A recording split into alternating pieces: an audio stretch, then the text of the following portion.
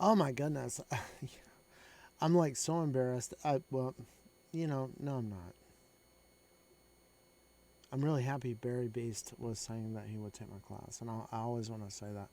I would like to start a school, but I want to do things in a good kind of way. So I'm not like really. I know money is important, right? But like, I worked, for example, in anti-nuclear organizations and environmental organizations, because I think nuclear power is pretty manifestly idiotic and stupid. And people, I get this down in Georgia. They're like, "You're the smartest mathematical genius I've ever met in my life." People literally say that to me. They do.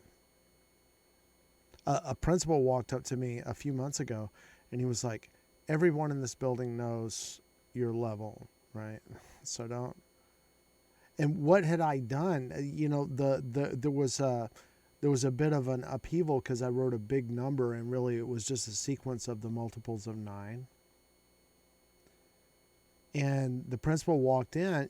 So the answer, if you write the multiples of nine as a big long number, right? Then you divide it by nine, then you can write out the answer to the division problem is going to be 1, 2, 1, 1, 0, 9, 0, 8, 0, 7, 0, 6, 0, 5, 0, 4, 0, 3, 0, 2, 0, 1. Right? That's not. And he was like, what you're doing is you're showing off. I'm like, my God, I was over on the other side of town, little guy. I couldn't get the question out of my mouth. I was stating the numbers, and the guy instantly recognized that this huge long number was divisible by nine, and then stated the answer to it. Right. So I think I'm right. I think the principal is wrong. I think that he had the reason why he couldn't see how obvious the answer was is because he was just uptight. He's just so wound up with the pressure of being down in a very, very rough neighborhood and a rough school that he couldn't see it. But I'd like to, and I told a guy this was a shocking thing that happened at one of the schools that, well, at the main school I've been working at for the last couple of years, is these guys, they've been there for about a year in the middle school. And I said, these kids are not going away. These kids are the future of this town. And he's like, when you said that, man, I was through dealing. I'm like, I feel very depressed. And then the guy quit. He's like, man, I'm getting out of here, man. I'm moving away. And I'm like, that's so, I feel bad about it that maybe I was responsible by running my mouth too much. But I have hyperactivity and I tend to run my mouth all the time and can't shut up.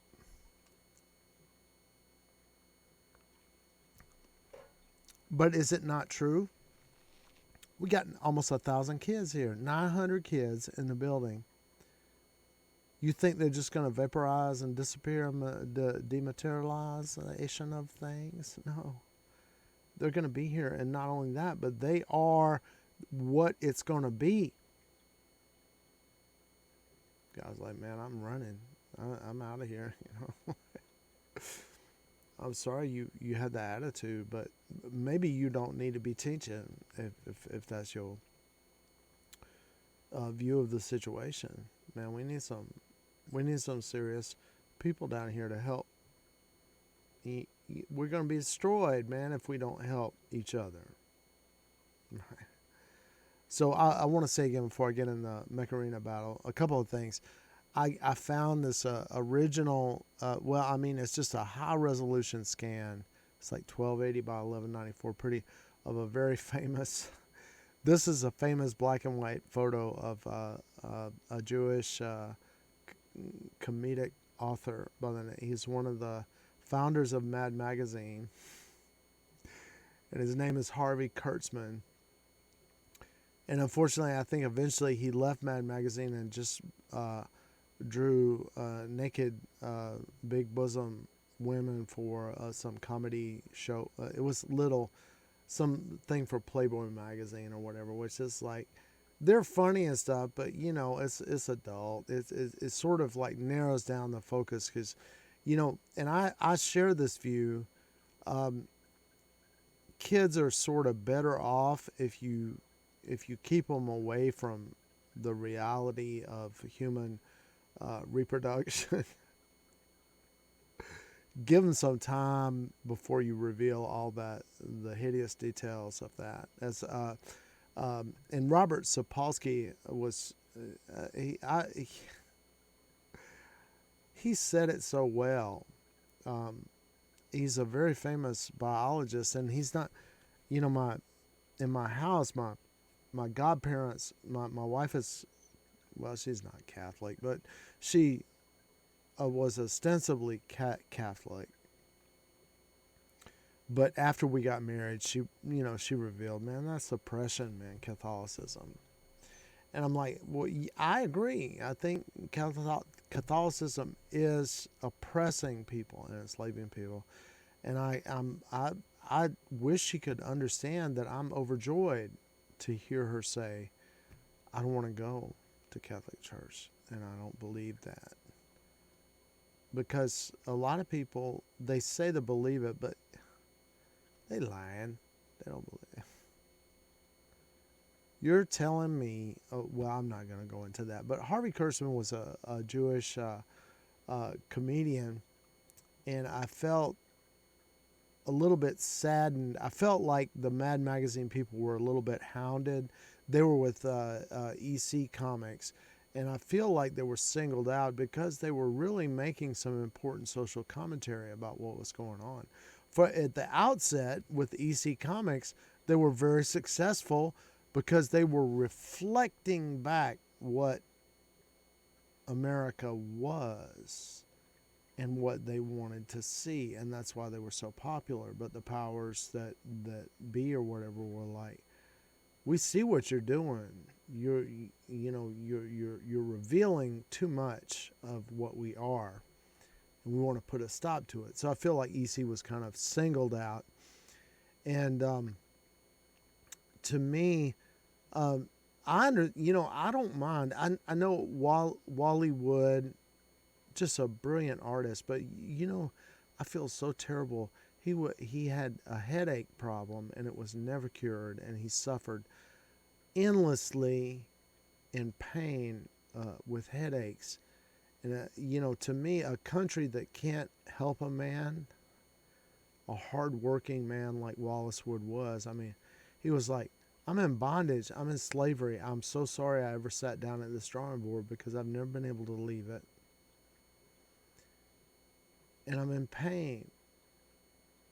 Nobody cares and nobody helps me. And I'm sort of like, yeah, that's sort of like what America is. It was like a bum rush.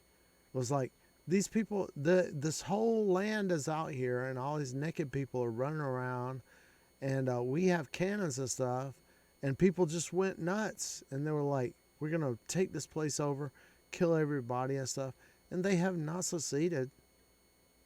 They not killed all the Indians, and the Indians is gonna grow back. And the Spanish, on the other hand, in spite of all their wrongs and tyrannies and evils and stuff like that, they were like white Spanish women with their whiteness of purity or racial purity or whatever. They don't want to go to the colonies because it's full of jigaboos and jungle people and stuff. So y'all, the men, what the Spanish said, okay, the English, when they invaded the United States, they were like, any interracial is illegal. So what we have today in the United States is like when you look in the Bible Belt of the porno search, wherever all the white people that read the Bible and everything and always going to Protestant and everything like that. And then you get the Pornhub search statistics. They all search in black action. I'm sorry to say it, but it's just a reality. It's a fact.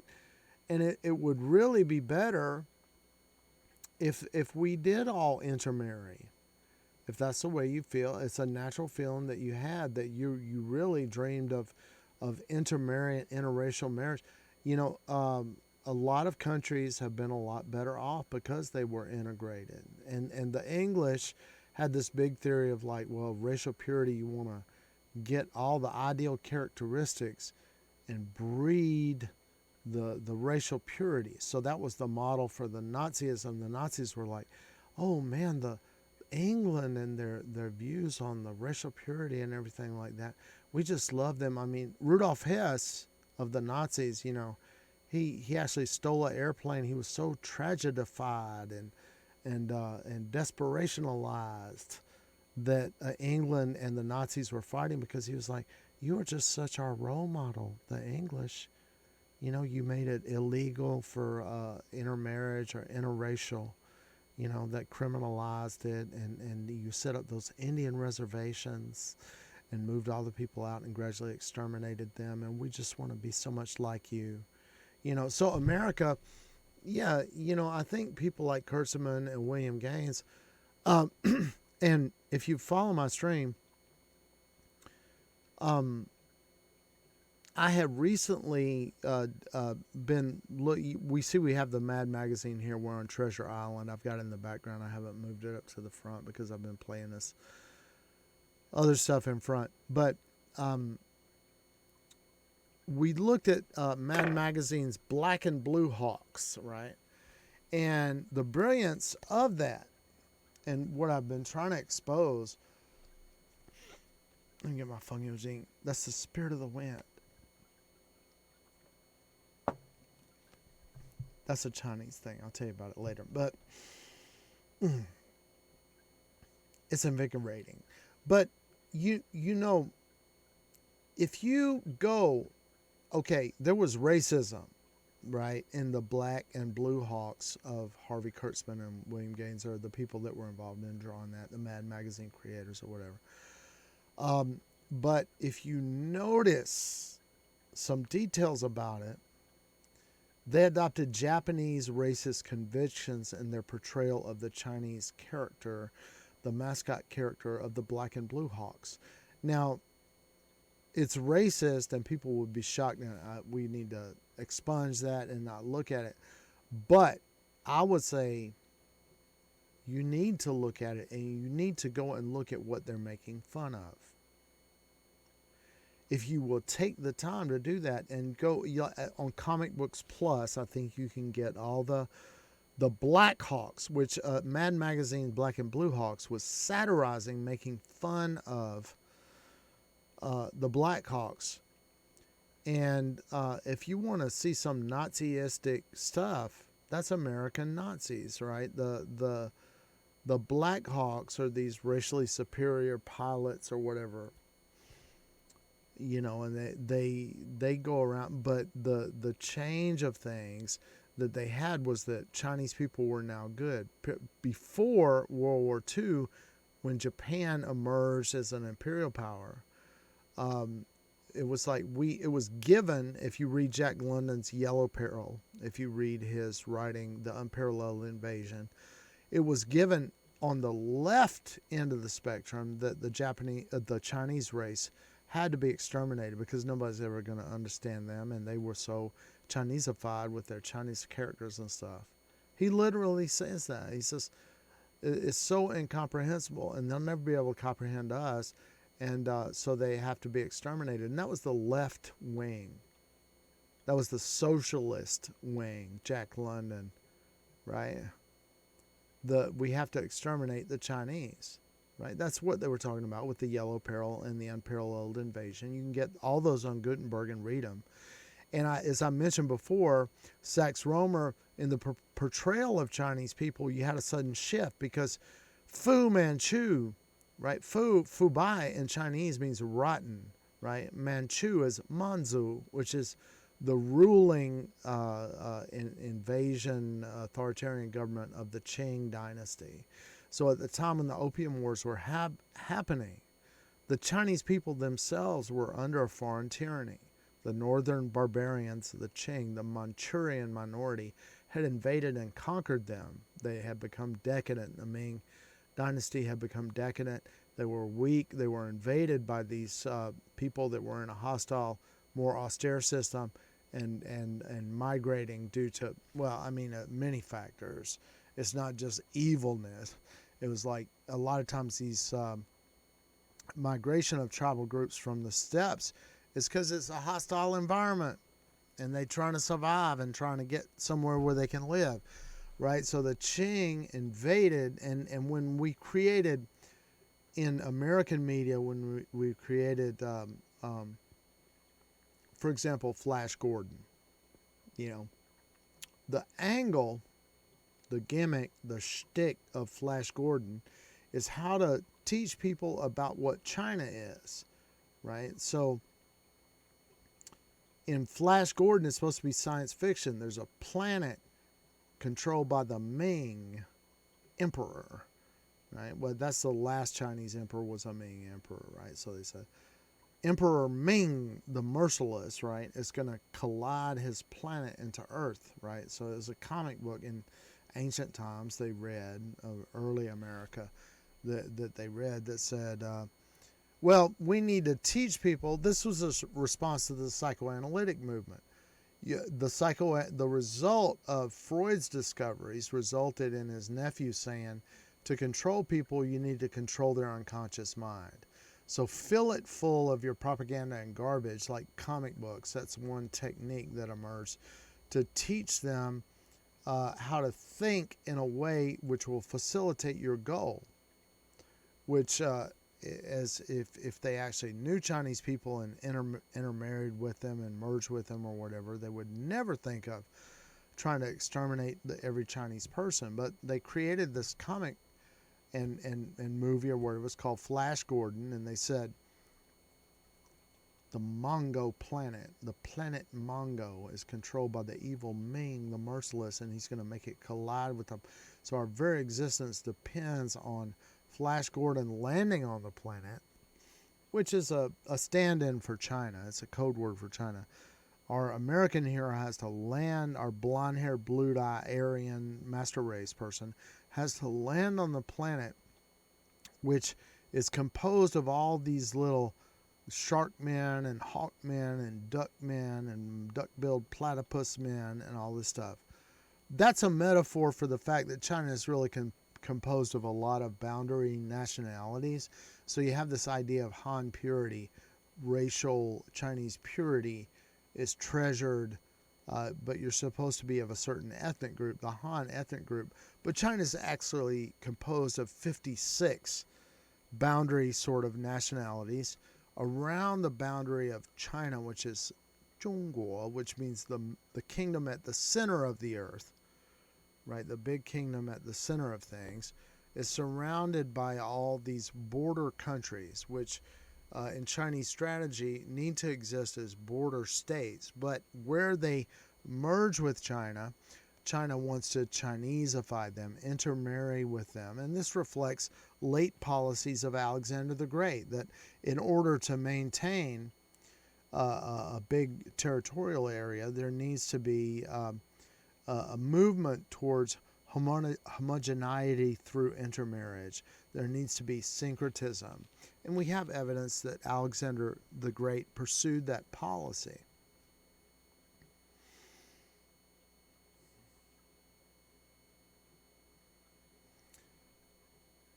But the Flash Gordon narrative, I mean, basically a lot of comic books had pirate stories or whatever. So, the basic structure was anti-Chinese.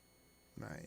We have to exterminate the entire Chinese race. So we have to portray, well, the planet Mongo. Well, China, before the Ming Dynasty, the last dynasty before that was the Yuan Dynasty. And it happened to be Mongolian, where they were invaded from the north. So China has been plagued by these northern invasions. And if you look at the history, you can find a lot of empirical evidence that the invasions were a result of people needed to move. There was harsh environment, and it precipitated them trying to move into a more hospitable part of the planet, and that resulted in violence, right? So the Yuan dynasty, the name Planet Mongo derives from a notion that was already in the public imagination that all Chinese were Mongolians. There couldn't be anything further from the truth. But to offer China, a symbol of China as a planet and call it a Mongolian planet, it's very racist on very many levels and hurtful and stuff like that. And that's not to say that Chinese Han are not, they have the same problem of racial purity. And I think we need to take a caveat here and observe that Singapore, which has been a very successful country, they've eliminated homelessness, and they've been a center of commerce and everything. Deng Xiaoping, after Mao, he was like, who's doing the best? We need to copy them. Deng Xiaoping said we need to imitate everything. We want to make China in the next 5 years. He initiated some 5-year plans. Don't take my word for it. Look it up. After Chairman Mao died and Deng Xiaoping took the chairmanship, he was like, who's the best in Asia? Singapore. We need to do everything like them. And China, earlier on, Singapore had moved to number 1 in mathematics in the world. Deng Xiaoping said, what are they doing? We need to do that. And a lot of other countries did too as well. But one of the things I think that they missed is an integration policy. And people are going, this is what Jews always do. Screw you. First of all, there's no Jews. There are Jews out there, but we're not there's not this homogeneity is a total fantasy, right? Yeah, they're Jewish people, and they're Jewish people that just had an experience with God, right? But that we're all at each other's throats. We have the same. We're just human beings, right? But they say Jews are going to say that we should have integration. Oh, well, he's Jewish, so of course he's going to say integration because he's of an inferior race, and his evil plan is that he's going to encourage intermarriage. Jews don't encourage intermarriage. They discourage it. Well, okay, first of all, I just really made a big... My position is that Jews don't exist. This whole idea that there's any homogeneity or whatever of Jewish people it doesn't exist. We're a people that are spread over the world by historical circumstances, and we don't agree with each other. And sometimes I have Jewish friends. I'll tell you the truth. We really hit it off. This one guy, Larry, is a professional lawyer. We have a lot of the same interests. We sat down and we talked multiple times. Yeah. And I was like, well, I have this one viewpoint, and he's like, I'm not going to answer your phone calls. I don't like you anymore. I'm not going to have anything to do with you anymore because there's no, homogeneity or whatever, like we're all in it together. No. And he takes positions I don't entirely agree with. Some Jews don't think Spinoza is the be-all, end-all, right? And this guy's married to a Catholic. I'm married to a Catholic. I'm sorry. But she's not a real Catholic, and I found that out, and I forgive her. I understand. She was colonized by Catholics that said, you have to be Catholic or you're going to die. We're going to kill you, right? That's why Catholicism is sort of an institution internationally of the Roman government. But the Roman government is defunct. It doesn't exist anymore. Jews are still here, or people that identify or whatever that is. God help me. But I'm sorry. What I'm doing is I want to encourage people to embrace what they are. Embrace what you are. Be happy. Harvey Kurtzman embraced what he was. I think he was happy. Let me play some Macarena because I should, because it's a Macarena stream. No deathmatch tickets. Oh my God, what's going to happen? I hope I don't look at this tomorrow and feel ashamed, but I should if I don't do well. I need some music, man, to get me in the mood. Hold on.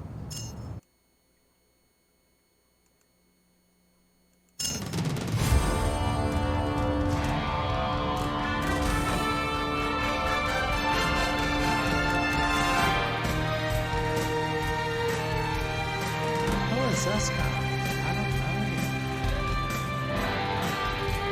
Oh, and he's horrible. He's moving around.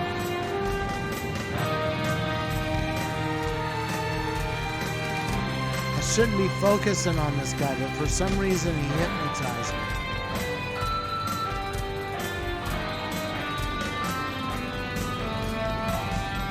Dot on the bot. We're gonna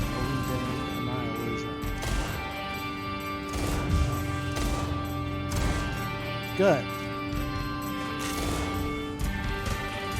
Better get out of the way. Just took half my hit points. Shit. Oh, I'm sorry. Scheisse.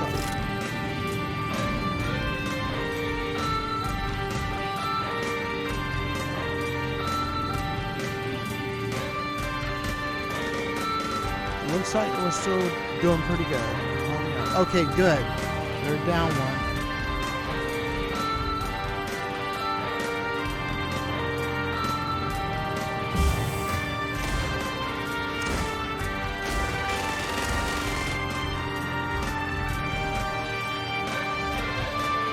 Please don't kill me.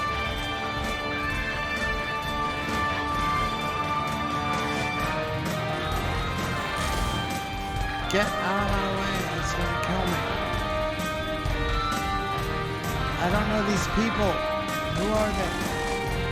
These maniacal Japanese robots? Help! And a bot on top of that? Oh my God.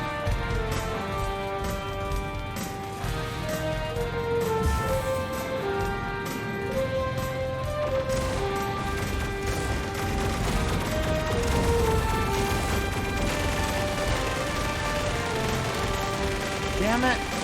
Excuse me. Man, I'm bad. Do not take the name of the Lord in vain. It's not nothing.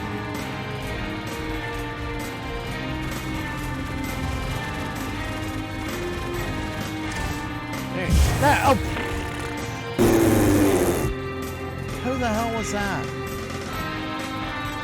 Oh!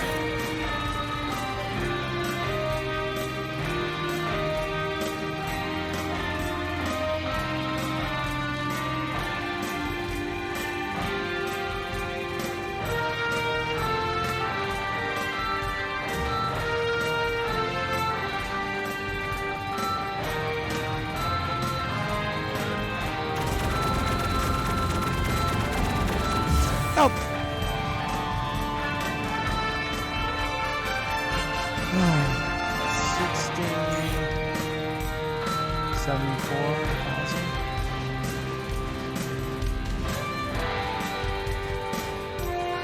I'll never make it. I don't know what to do. I'm lost. Oh, good.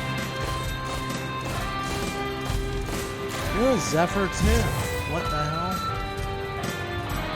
None of these maniacs. I don't know who these people are. And they're fascist Ukrainian maniacs? Fascists. Oh no. See, I can't even play it. Yeah, that's nice.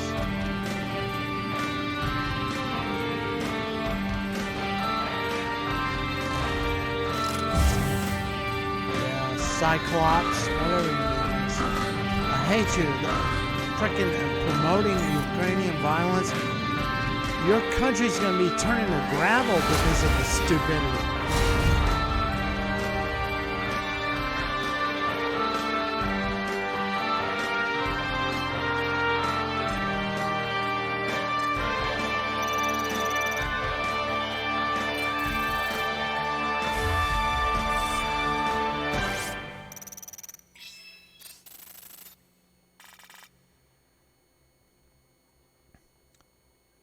as my African friends say,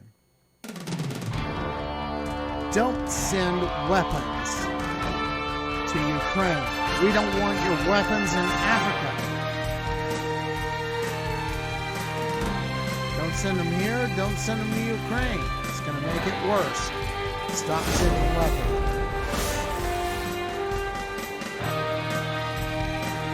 I'm scared. I don't know all these people. I don't know what's happening. Did I level up or something? I'm supposed to be better? I'm not better.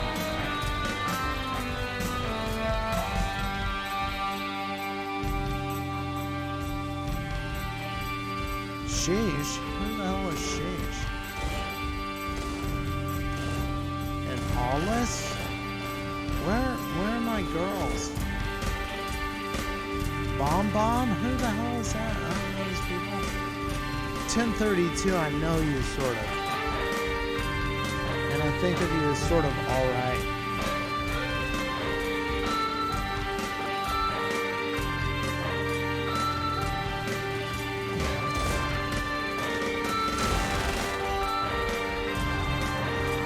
Oh great, half my hit points? What? Who the hell is doing that?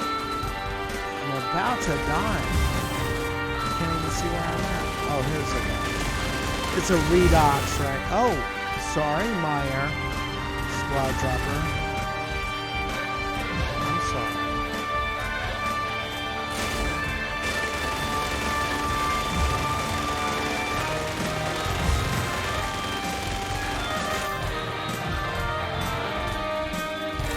I like that guy, 1032. He's a fair player, but a dang, redox with a.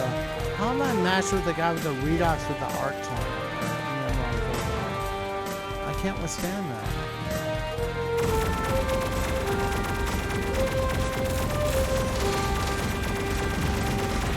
Ha ha! I guess maybe I can.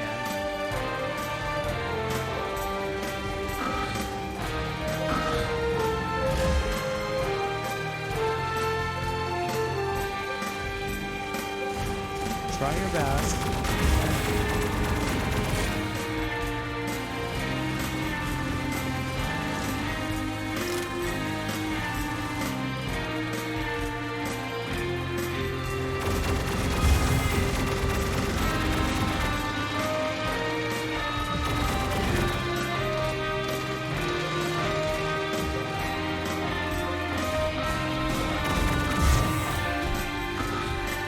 Who is this guy? What is that? 50, what? 23, 46,000.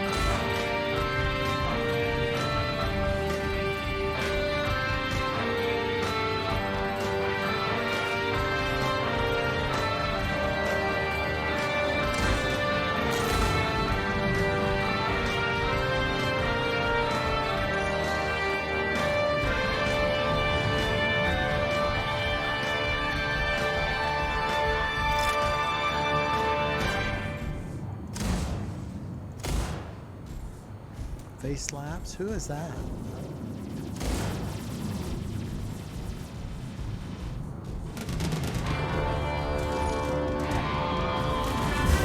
Ow!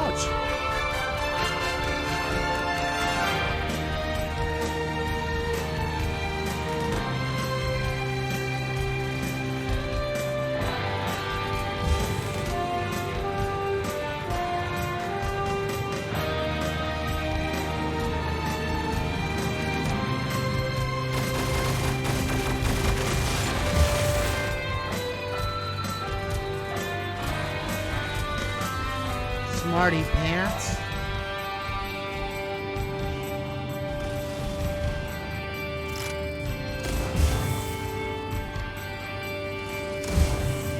Oh yeah?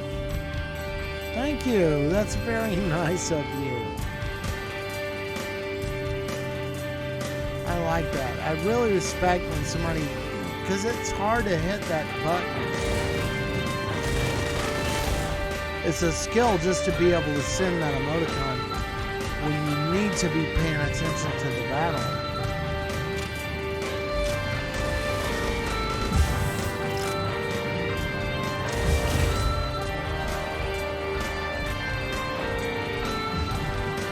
So when somebody sends me an angry emoji, I very much disrespect that. I'm like, I lost respect for you because you work on a skill to show your anger or your hatred. Whereas when somebody sends me a thumbs up, I'm like, that's honor. I get no respect.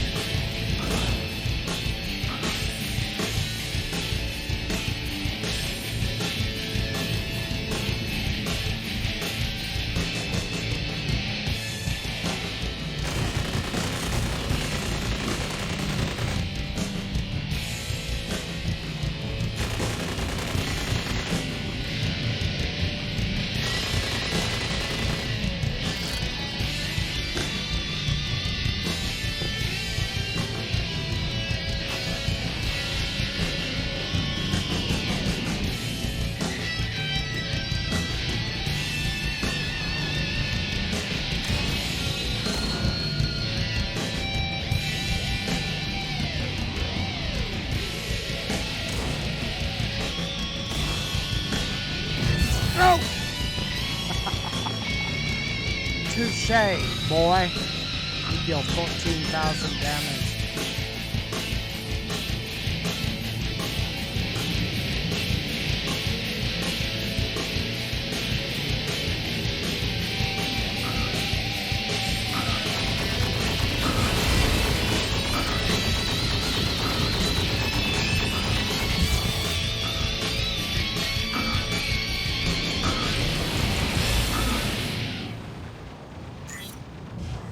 Oh, y'all swarming over here. Leave me alone.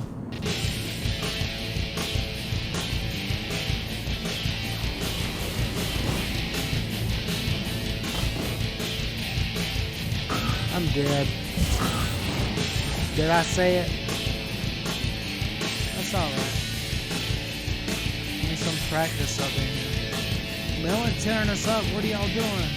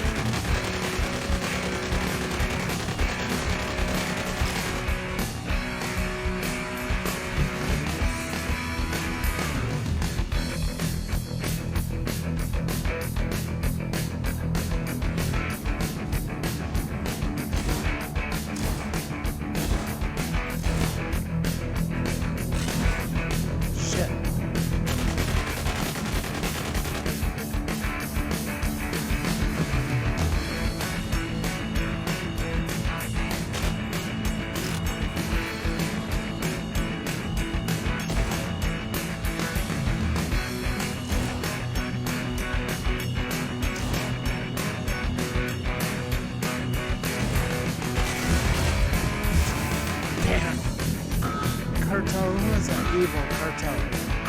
14,000 damage javelin around.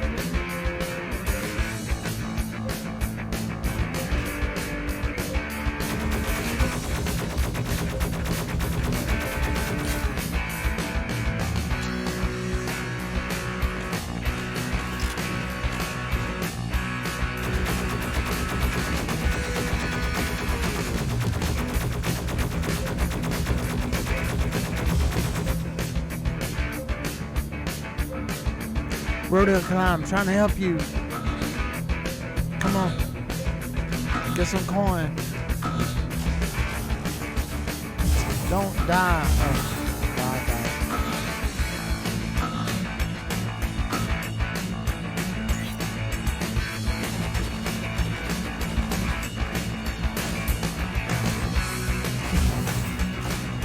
Galway gal.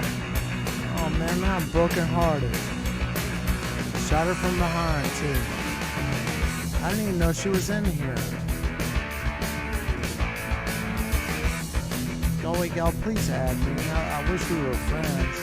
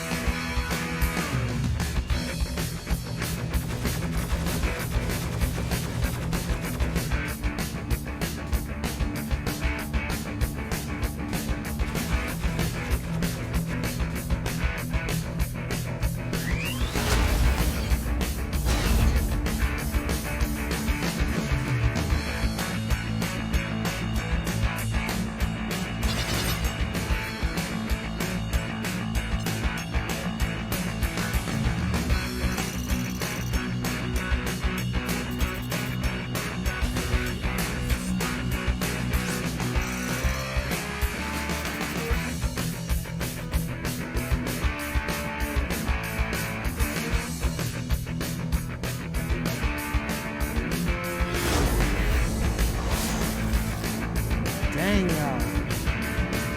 Barbara Ann, take my hand.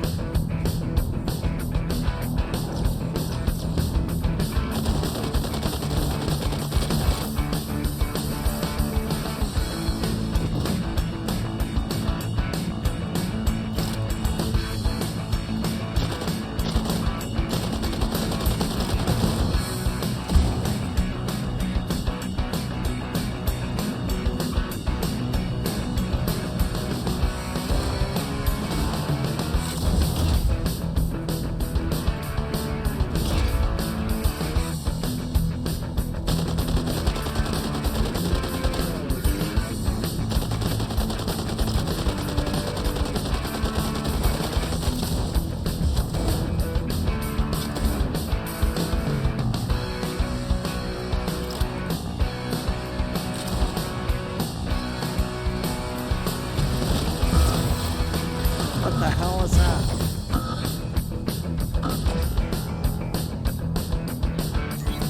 Was I that close? I'd have to watch an instant replay. I didn't realize.